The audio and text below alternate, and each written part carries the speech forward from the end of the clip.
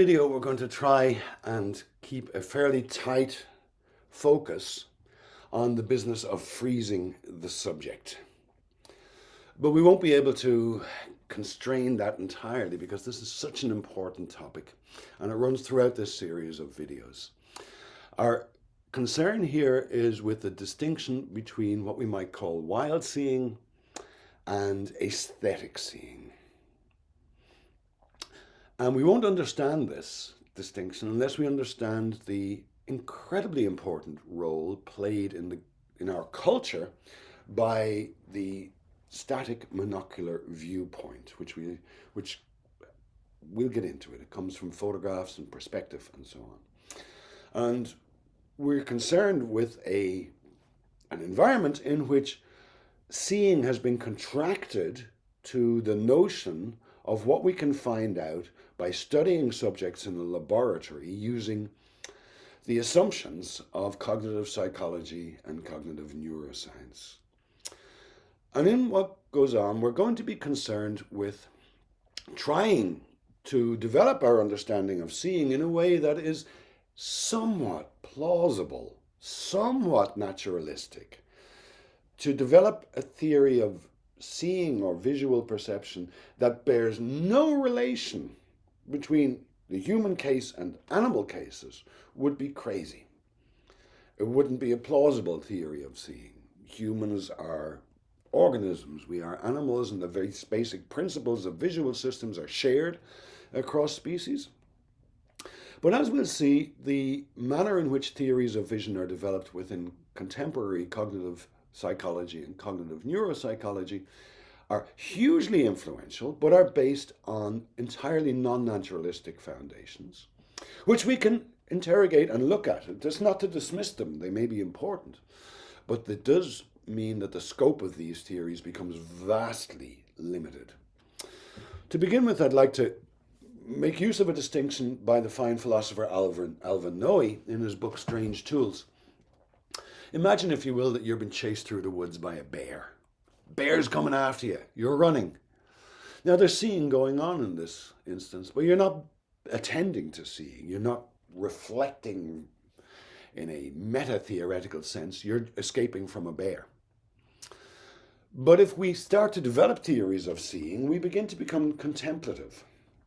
And that influences how we then approach our subject. And if we don't notice that that happened to us, we're going to develop entirely inappropriate theories. So Alvin Noe says we can contrast aesthetic contemplative seeing, the kind of way of thinking about seeing that arises when you think about seeing sitting in an armchair, and what we might call seeing in the wild.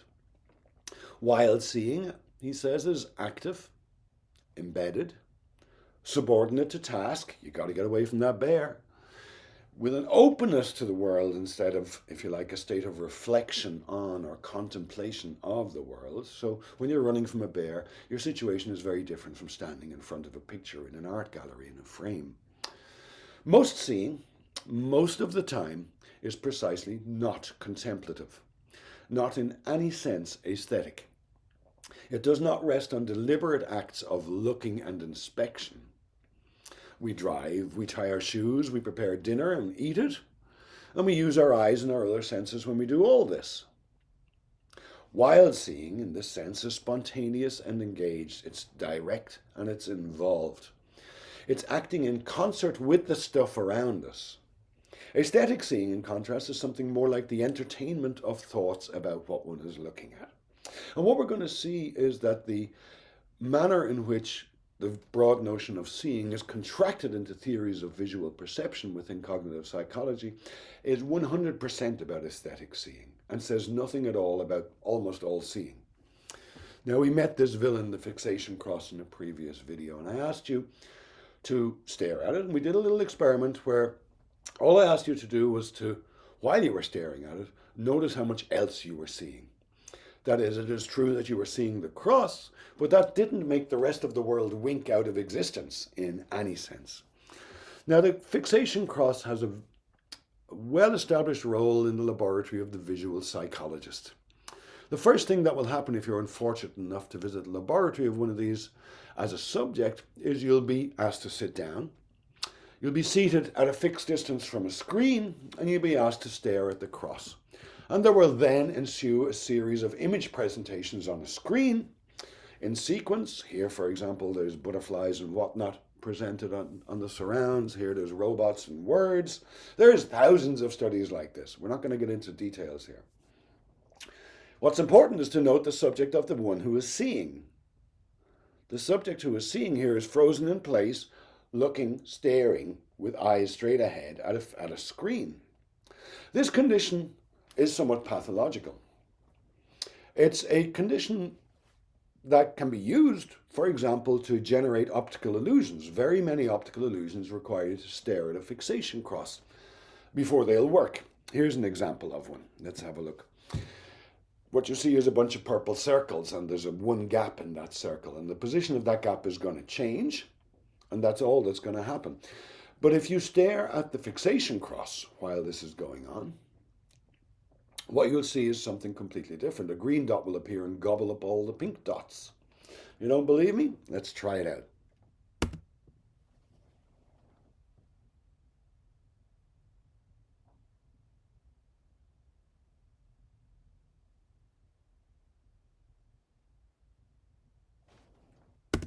Now, I can't tell whether that worked for you, but assuming it did,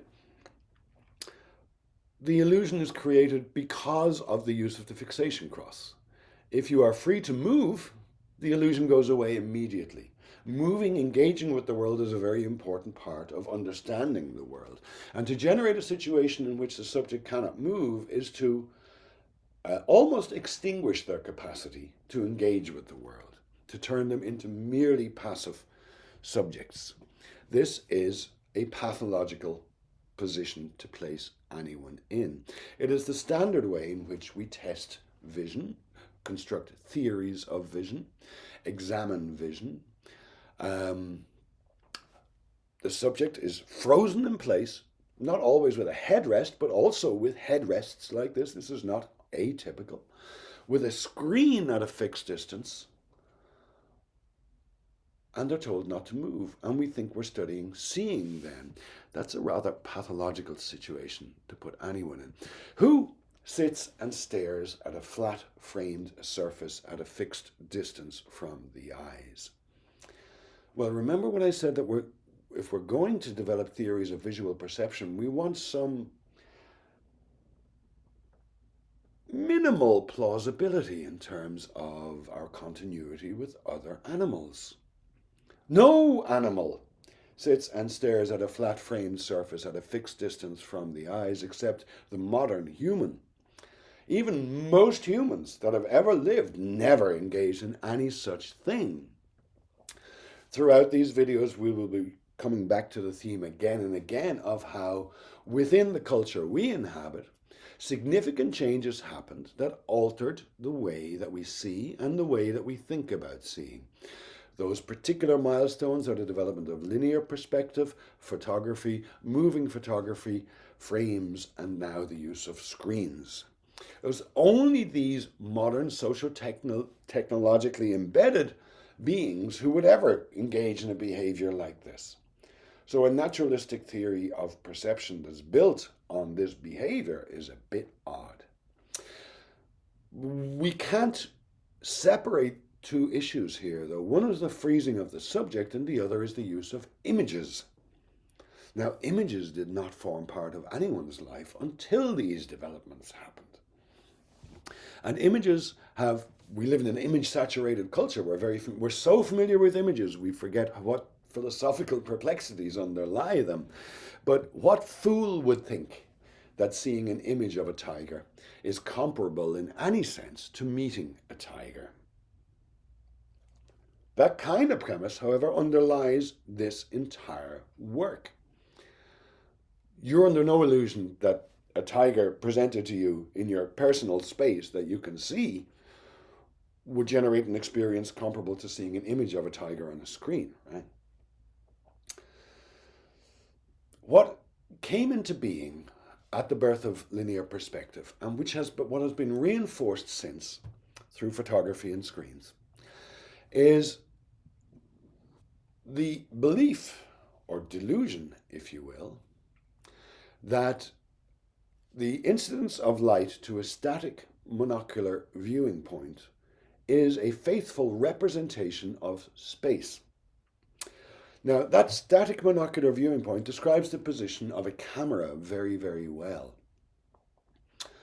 The importance of the static monocular viewing point in constructing a representation of space goes back further to the point of the development of linear perspective. A static monocular viewing point is not the position of a seeing subject. Remember this aesthetic while seeing distinction? Certainly, when you're running through the woods being chased by a bear, the static monocular viewpoint is not going to be relevant to understanding your seeing. Let me provide you with an illustration. In 2008, in my hometown of Dunleary in Ireland, there was a festival, a wonderful festival of world cultures, and as part of the festival there was an artist employed. This is the harbour of Dunleary seen from above, and we're going to zoom in to satellite photography there, and you can see a very large drawing appearing. And this is the drawing done by Edgar Müller on this occasion, but we're seeing it from above, and frankly I'm not quite sure what it looks like. When presented to you on screens and in documentation, this is what Edgar Müller's drawing looks like. Radically different, profoundly unsettling. A vast icy cavern opens up into which you are threatening to fall. That's not the kind of experience you have when you see it from above, right? Now, this is one case where it helps to have actually been there. I was actually there. It didn't look like this at all. These anamorphic, three-dimensional chalk drawings that have become very popular do not look like this in the flesh. Edgar Müller had kindly provided a stand with a metal ring, and you could, if you desired, place your eye at the correct static monocular viewing point, close the other eye, and then this is what you saw. Then it was entirely compelling.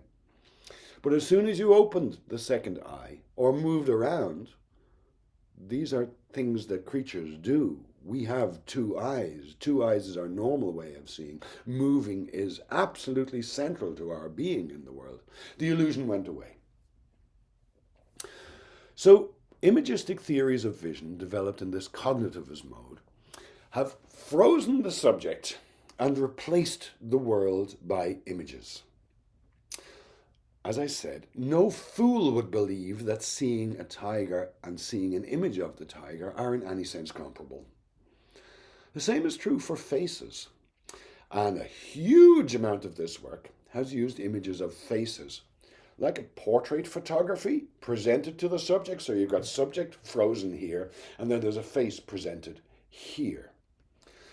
And it's the exposition of this within such theories act as if seeing an image of a face were in any sense comparable to being in the presence of a face there. Now, an image of a face can't judge you, can't spit, snarl, speak at you. But we have some confusion here, and the confusion in our everyday language was made very clear during the pandemic, when we started to fret about, we value face-to-face teaching, and we're all worried about going online and being on Zoom. But you can see our confusion. Zoom is face-to-face. In Zoom, you are a face in a box, and other people are faces in a box. That's the form of communication that it is. When you are in a classroom together with people, you certainly are not face-to-face. It would be most rude to put your face up against someone else's face like that. So we got that entirely backwards because we're a bit confused about faces. The confusion runs deep. Here's a crude drawing showing various areas of the brain associated with seeing words, shapes, faces, places. This is a very, very crude, ridiculous way of regarding the brain. But here's a much more sophisticated one that looks exactly the same, to be honest with you. This is developed using the miracles of functional magnetic resonance imaging, and it serves to identify areas of the brain in which regional blood flow is different in one experimental condition considered with another. We're not going to get into the details here, but the area that's actually identified in this particular study is an area known as the fusiform face area. And let's think about that. This is an area of the brain identified using these methods. That is, these methods are used to pick out an area of the organ, the brain. The methods involve images in 99.999% of the experimental work that leads to the identification of the fusiform face area. Nobody sees a face. They only see images of faces. Now, this is a little troubling because when a surgeon is forced to operate on a brain, this is the information they use. They obviously want to preserve face perception, whatever the hell that is. And so the information about the brain that guides the surgeon's scalpel is obtained using these entirely non-naturalistic methods. Confusing images of faces with actual faces is as silly as confusing images of tigers with actual tigers. But this is the position we find ourselves in. We'll move on and look at other peculiarities now that come from considering vision in this mode. And in the next video, we'll talk a little more about relational theories of seeing, which are not imagistic.